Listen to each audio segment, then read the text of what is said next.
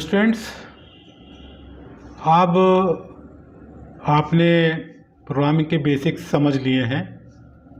अब उसी programming basics के बाद प्रोग्रामिंग लैंग्वेजेस, आपका ये जो यूनिट 1 है आपके चैप्टर का, उसमें इसके बारे में डिस्कस किया गया है।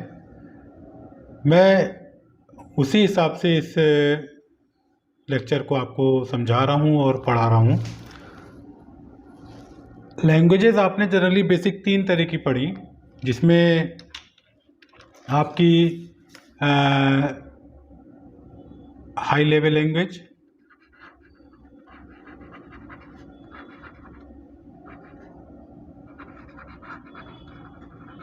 और low level language,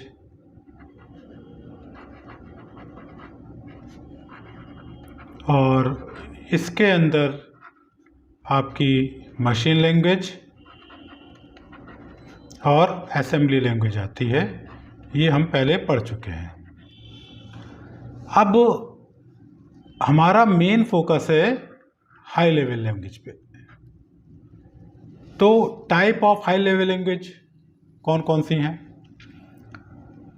generally high level language को 2 तरह से कैटेगराइज किया गया है।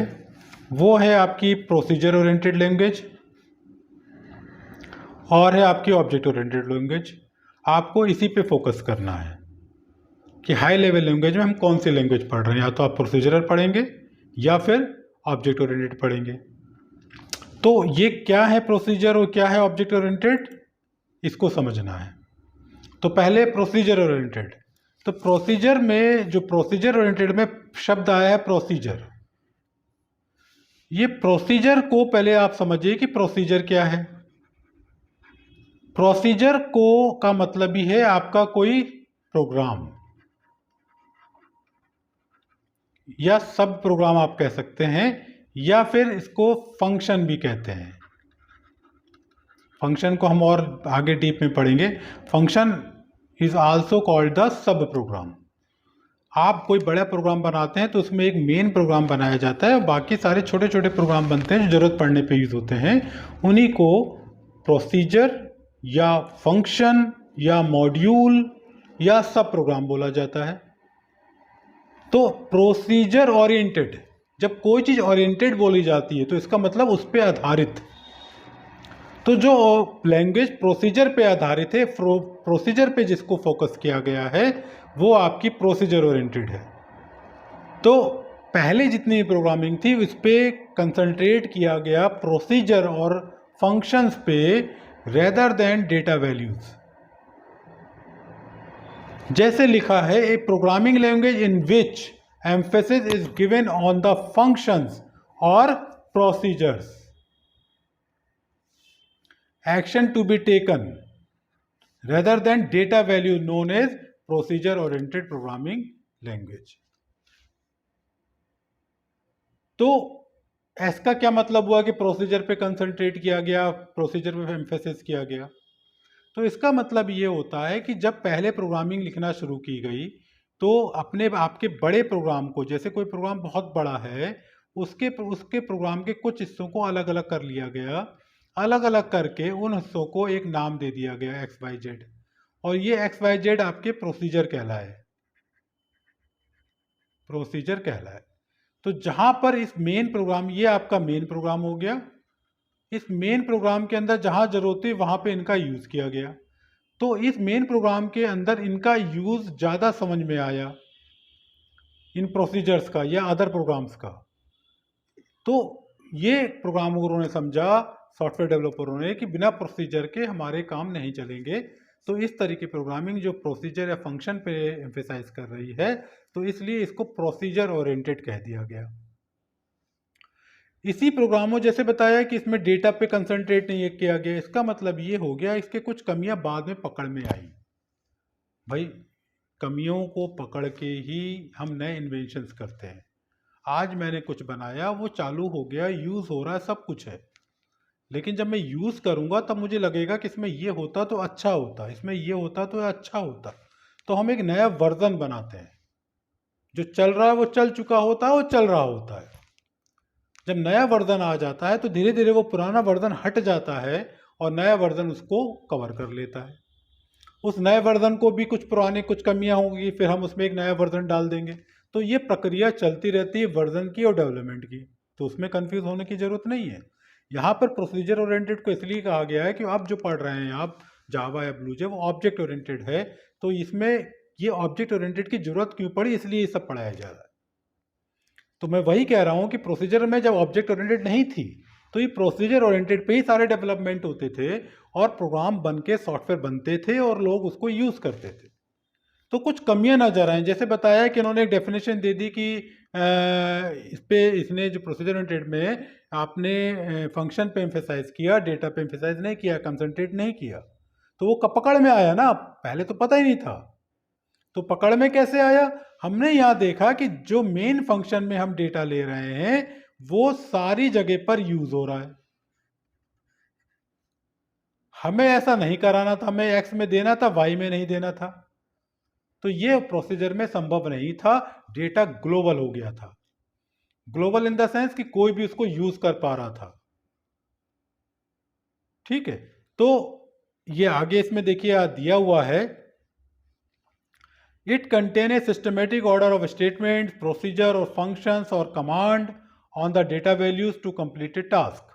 ठीक है, these procedures can be invoked anywhere between the program hierarchy and by the other procedure as well। जैसे मैंने बताया, जहां जरूरत हो उन प्रोसीजर को हम अपने मेन प्रोग्राम में यूज कर सकते हैं।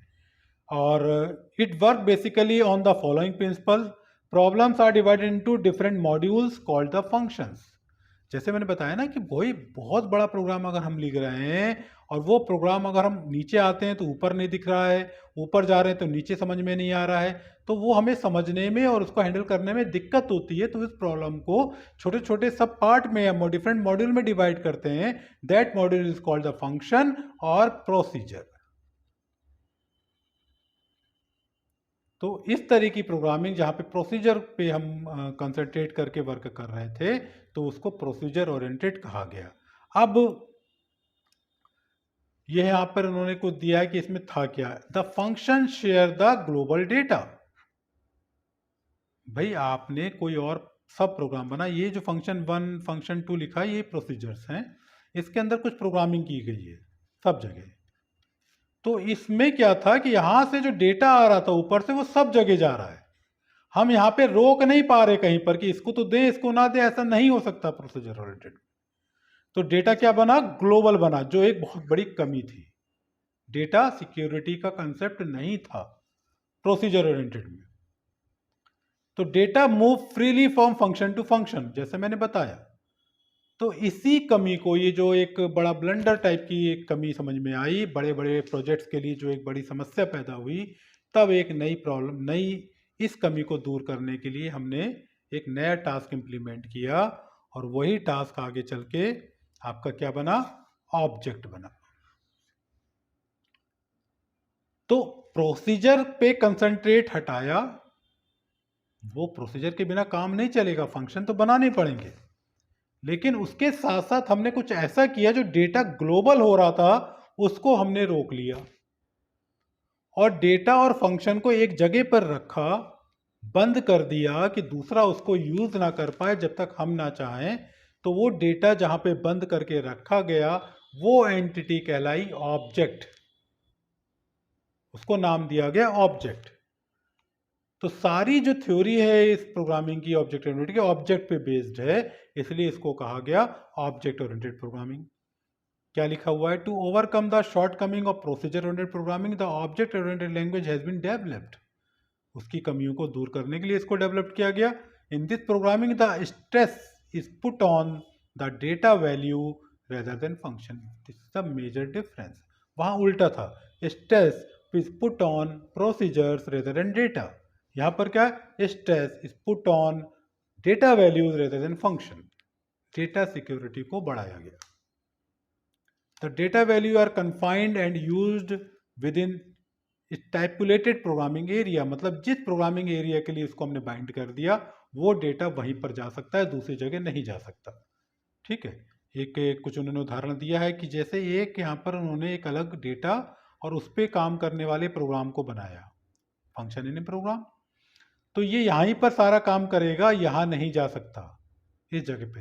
तो इस जगह का ये बाउंड्री को, ये जो उन्होंने इसको एक बंद किया बॉक्स के अंदर, ये फिजिकली नहीं दिखता है कि बॉक्स दिख रहा है उसके अंदर, ये एक व्यवस्था होती है, उसको उस तरह से लिखा जाता है प्रोग्रामिंग को, और that is called the object.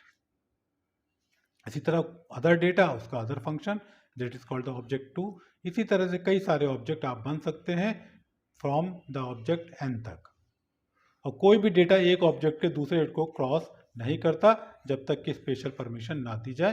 तो डेटा सिक्योरिटी, यहाँ पर आपका डेटा सिक्योरिटी का कंसेप्ट यहाँ पे बढ़ा, और आपका एम्फेसाइज किया गया डेटा वैल्यूज पर रेदर देन द फंक्शंस, और that is why it is called the object oriented programming.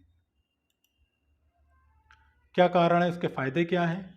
Data values are secured, सबसे बड़ी बात पीछे से यही चली आ रही है, डेटा सिक्योर हो गया।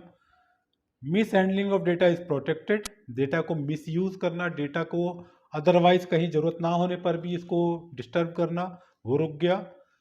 और एरर डिटेक्शन की, डेटा गलत जगह पे जाकर गलत कैलकुलेशन ना कर ले, वो रुक गई। और कॉम्प्लेक्सिटी कम हो गई। तो कौन कौन सी? जावा जो आप पढ़ रहे हैं, C++, small talk, Python, Eiffel, these are all the object oriented programming. So that is the concept of object-oriented programming and the procedure-oriented programming. अब प्रोसीजर-oriented प्रोग्रामिंग में कुछ टर्मिनोलॉजी नहीं थी। टर्मिनोलॉजी का मतलब डेटा हाइडिंग का कंसेप्ट नहीं था, रीयूजेबिलिटी या इनहेरिटेंस का कंसेप्ट नहीं था। तो बहुत सारे कंसेप्ट आए ऑब्जेक्ट की थ्योरी आने पर। क्या है? वही प्रिंसिपल्स यहाँ पे 1 by 1 मैं आपको समझा रहा हूँ। आपके टेक्स्ट बुक का मैंने यहाँ पे नोट्स भी लिए हुए हैं, मैं समझा रहा हूँ, यू जस्ट लिसन केयरफुली, और यू जस्ट रीड इट, तो वो कंसेप्ट आपका पूरा क्लियर हो जाएगा। तो पहला इसमें आपका प्रिंसिपल है, या पहला इसकी टर्मिनोलॉजी है, that is called the data abstraction. Data abstraction मतलब ऑब्जेक्ट ओरिएंटेड का ये मेन कंसेप्ट है, डेटा को सिक्योर करने का। तो डेटा एब्स्ट्रैक्शन से क्या हुआ? डेटा एब्स्ट्रैक्शन का मतलब है कि जब आप कभी देखते होगे, जैसे इसमें एक एग्जाम्पल लिया हुआ है कि कोई कार आप चला रहे हो, तो कार के स्टीयरिंग व्हील, एक्सीलेटर, क्लच, ये जो आपको चाहिए आप उसको यूज़ करते हो, लेकिन वो कैसे डिज़ाइन किया है, इंटरनली वो कहाँ से जुड़ा हुआ है, वो कैसे वर्क कर रहा है, ये आपको कुछ नहीं पता होता।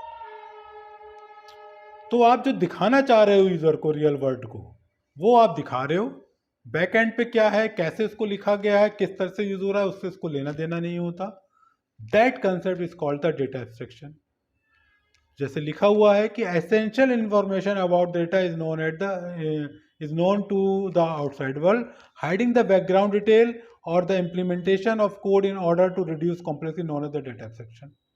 तो हाइडिंग द बैकग्राउंड डिटेल, वही जैसे बताया कि जो फ्रंट में यूजर को जरूरत है वो आप दिखा रहे हैं, लेकिन वो कैसे बनी, वो कैसे हो रहा है, ये यूजर को लेना देना नहीं होता। जैसे आपने कभी कोई सॉफ्टवेयर चलाया होगा, जो स्क्रीन पे एलिमेंट्स दिए गए हैं डेवलपर द्वारा, वही आप यूज कर सकते हो। उसने उसको कैसे कोड किया, वो कैसे कैलकुलेट करके लाया, क्या प्रोसेसिंग के लिए फार्मूला लगाया है, वो आपको नहीं पता होता, वो दिखता भी नहीं, वो देख भी नहीं सकते जनरली आसानी से। तो ये जो कंसेप्ट हुआ, that is called the data abstraction, जो आप अपनी प्रोग्रामिंग डेवलपमेंट करते वक्त यूज करते हो।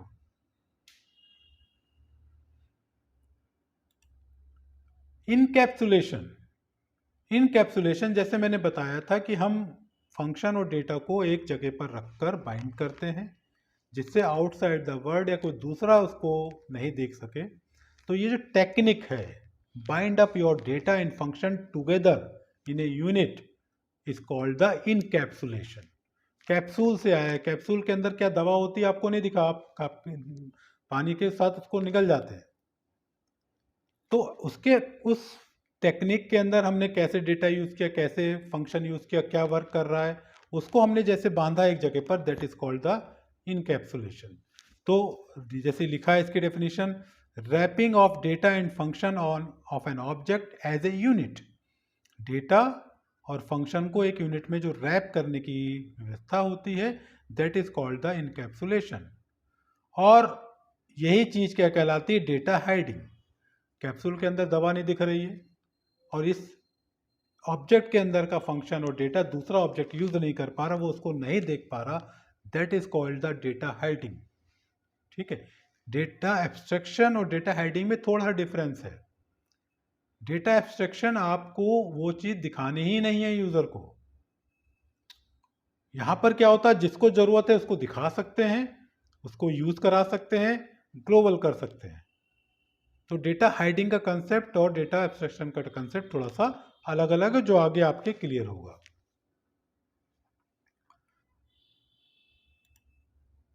जैसे दिया हुआ देखिए, difference between the data hiding and the encapsulation. Data hiding in encapsulation both are the important concept of object-oriented programming. The difference between data hiding and encapsulation are mentioned as under. Data hiding focuses more on data security. Data security की बात हो रही है यहाँ पर, जबकि encapsulation क्या कर रहा है, more than data hiding the complexity of the system. Data hiding की जगह जो उसकी कॉम्प्लेक्सिटी है, बैक एंड पे जो काम हो रहा है, प्रोसेसिंग से रिलेटेड जो काम हो रहा है, उस पर कंसंट्रेट करता है, उसको डेटा एब्स्ट्रैक्शन कहते हैं। डेटा हाइडिंग क्या करता है, restricted the use of data, data को यूज करने के लिए रिस्ट्रिक्ट करता है डेटा हाइडिंग। जबकि इनकैप्सुलेशन क्या करता है, डेटा और फंक्शन को आपको बाइंड अप कर देता है। हाइडिंग नहीं, मतलब उसको डेटा हाइडिंग का काम नहीं, उसका काम है ये एक व्यवस्था बनाना। तो that is the difference between data hiding and encapsulation. एक टॉपिक और आता है कि जैसे मान लीजिए कहीं पर आपने कोई चीज डिजाइन की,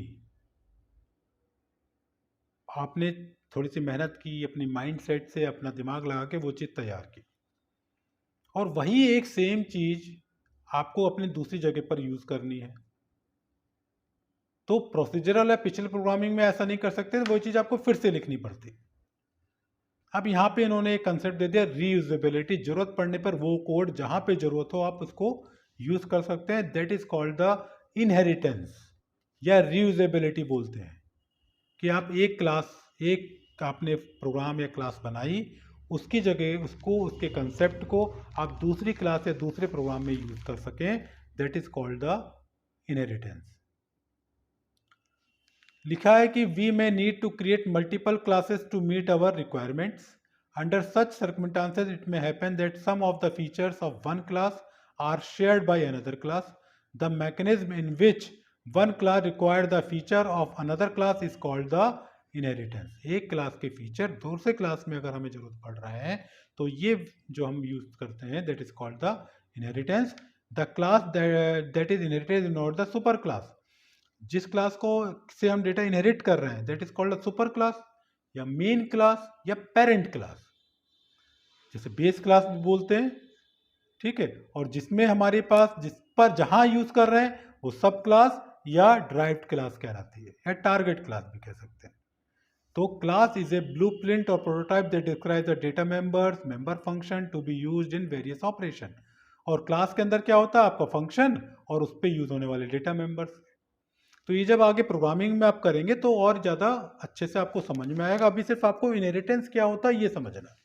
इनहेरिटेंस का मतलब एक क्लास हमने जो डिज़ाइन की उसकी कुछ ज़्यादा ज़रूरत, कुछ चीज़ें हमें दूसरी क्लास में यूज़ करानी है, तो ये अगर हम टेक्निक यूज़ कर रहे हैं that is called the inheritance.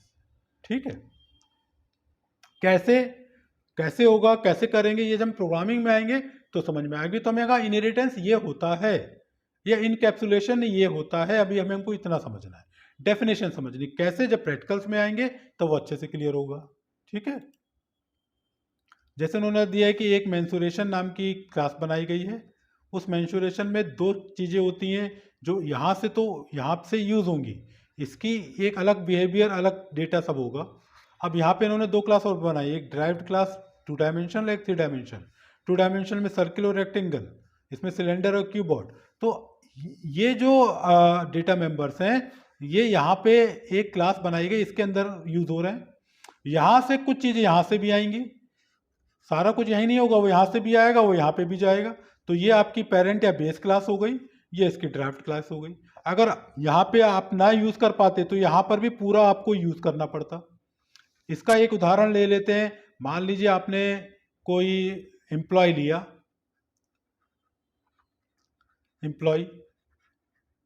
अब एम्प्लॉय के अंदर आपने एक एम्प्लॉय ले लिया मैनेजर और एक लिया क्लर्क। अब इसके अंदर एम्प्लॉय के अंदर नेम भी लिया आपने, उसका एम्प्लॉय आईडी लिया और सैलरी लिया। तो ये तीनों जो फील्ड्स हैं ये आपका यहाँ पे भी इसके लिए भी यूज होगा, इसके लिए भी यूज होगा। तो ये चीजें आपको यहाँ नहीं लेनी है। यहाँ पे आप ले लेंगे जो इसमें जरूरत नहीं कि वर्क एरिया क्या है, इसका वर्क एरिया क्या है वो अलग ले लेंगे आप, जो ऊपर नहीं है वो नीचे आप लेंगे। लेकिन जो ऊपर ले चुके हैं वो आपको यहाँ अलग अलग इनके लिए लेने की जरूरत नहीं है, वो यहीं से हम यूज करेंगे। तो ये आपकी हो गई बेस क्लास, और ये मैनेजर और क्लर्क की हो गई आपके ड्राइव्ड क्लास, जो बेस क्लास से डेटा इनहेरिट करेंगे। ठीक है, तो इसको हम आगे से और क्लियर करेंगे, आगे हम और अच्छे समझ पाएंगे।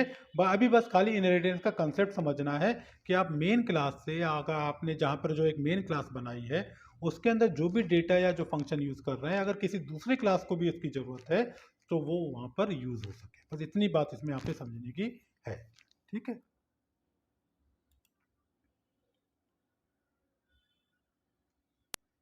तो इसमें एक डिस्क्रिप्शन है कि with the help of inheritance the component in the base class can be reused to perform some other task in derived class. वही वाली बात आ रही है कि बेस क्लास के कुछ कंटेंट या कंपोनेंट आप ड्राइव्ड क्लास में यूज कर पाओगे। और दो ये जो फिनोमा है that is called the reusability. Inheritance को रीयूजेबिलिटी, रीयूज करना, दोबारा प्रयोग करना। क्या उसका फायदा है? Allow less time in writing program. मैंने बताया ना कि 10 लाइन का प्रोग्राम आप कहीं पे लिख चुके हैं, अगर हमें उसको कहीं और जरूरत पड़ रही है तो दोबारा लिखने से अच्छा उसको यूज कर लो। कैसे करने की क्या है, ये सब प्रैक्टिकल का पार्ट है।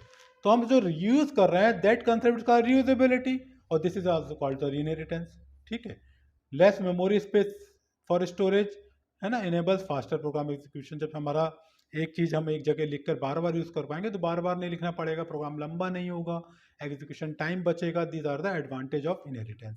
तो क्या है, inheritance is a property by virtue of which one class acquire some features from another class, है ना, it promote the reusability.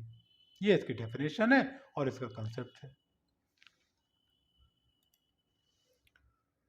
Next concept इसका है पॉलीमॉर्फिज्म। डेटा एब्स्ट्रैक्शन पढ़ा, डेटा हेडिंग पढ़ा, इनकैप्सुलेशन पढ़ा, पॉलीमॉर्फिज्म। ये कोई ऐसी चीज नहीं है कि आपको समझ ही ना है। अभी तो ये है कि हाँ चाहिए होता है, कैसे होता है हम प्रोग्रामिंग पे आएंगे। पॉलीमॉर्फिज्म का मतलब है कि मान लीजिए कि हमने बात की एरिया की,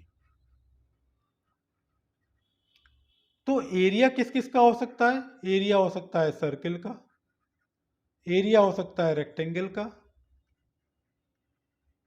और एरिया हो सकता है ट्राइंगल का। तो हमने ये कहा कि हम एरिया बनाएं, एरिया नाम का कोई प्रोग्राम बनाएं या फंक्शन बनाएं, और अगर वो सर्किल के लिए हो तो सर्किल बता दे, रेक्टेंगल के तो रेक्टेंगल और ट्राइंगल। तो ये तीनों ये प्रोग्राम सर्किल का, रेक्टेंगल का और ट्राइंगल का एक कॉमन नेम शेयर कर रहे हैं, that is called the area. The name is same but the output and work is different. Poly means many, morphs means ways. This is the Greek word, morphos. The polymorphism word comes from the Greek word morphos. तो एक ही नाम को different different purpose से जब use करने के लिए हम कोई प्रोग्रामिंग करते हैं, एक ही फंक्शन को, एक जैसे एरिया नाम के तीनों के लिए एरिया नाम होगा, लेकिन उसके जो आर्ग्यूमेंट्स हैं, एरिया सर्किल के लिए हमको खाली रेडियस चाहिए, रेक्टेंगल के लिए हमको एल और बी चाहिए, ट्राइंगल के लिए साइड चाहिए। तो जिसके लिए जो चाहिए वो अगर हम दे रहे हैं, वो खाली नाम सेम रख रहे हैं, उसका आर्गुमेंट बदल देते हैं, the name is same, the work is different, the process is different, और that technique is called the polymorphism. ठीक है, तो पॉलीमॉर्फिज्म जैसे यहाँ पे सेल का बात की गई है, तो सेल क्या है? सेल एक बैटरी भी सेल कहलाती है, बैटरी को भी आप सेल कह सकते हैं। इसी तरह से जहाँ पर एग्जामिनेशन सेल बनते हैं वो भी सेल है। और ये आपका एक साइंस में दिए होता है कि कोई आपका रूम है, उसमें अलग से बना रखा है फंक्शनल पार्ट जो ह्यूमन बॉडी के होते हैं, वो भी सेल कहलाते हैं।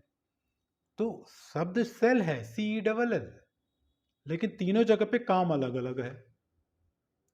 वो बैटरी के लिए यूज़ हो रहा है, ये ह्यूमन बॉडी में सेल अलग यूज़ होता है, और एग्जामिनेशन सेल का मतलब अलग होता है। तो word is same but the work is different, that is called the polymorphism. The use of polymorphism programming, हम उसको आगे प्रोग्रामिंग या प्रैक्टिकल वे में समझेंगे। तो ये आपके थे जो बेसिक कंसेप्ट किसी भी ऑब्जेक्ट प्रोग्रामिंग में, चाहे आप जावा पढ़ें, पाइथन पढ़ें, किसी भी तरह की ऑब्जेक्ट प्रोग्रामिंग पढ़ेंगे, सब में ये कॉमन कंसेप्ट आपको यूज होता है। हम BlueJ के पॉइंट ऑफ व्यू से पढ़ा रहे हैं, और नेक्स्ट टॉपिक में हम इसके अगले कंसेप्ट को लेकर आपको और अच्छे से टॉपिक को क्लियर करेंगे। आपको क्या करना है, अभी आप इसको लेक्चर को रिव्यू कर लीजिएगा। जो लेक्चर के टॉपिक को मैंने बनाया उसको सुन लीजिएगा एक बार, और आप स्क्रीन से रीड, अपने आप बुक से रीड कर लीजिएगा। 101% वो टॉपिक आपके समझ में आ जाएगा। और वही बात, अगर नहीं समझ में आता है, बैच में आइए, बैच जो आपका रजिस्टर्ड होगा साइट पे, अगर नहीं है तो साइट पे आके रजिस्टर्ड करिए, और बैच में आके मेरे साथ एक लाइव डेमो क्लासेस में उसको डिस्कस करके वो टॉपिक को आप समझिए, और अच्छे से वो आपको समझ में आ जाएगा। ठीक है स्टूडेंट्स, थैंक यू।